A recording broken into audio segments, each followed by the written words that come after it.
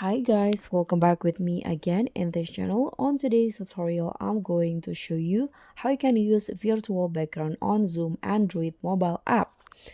So in here, I've already opened the Zoom Workplace app. So as you guys know, now Zoom has changed its name or update into a Zoom Workplace.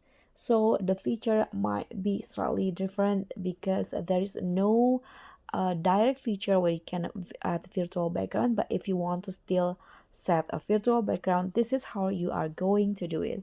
So I'm going to just start by starting a meeting, for example. Okay, so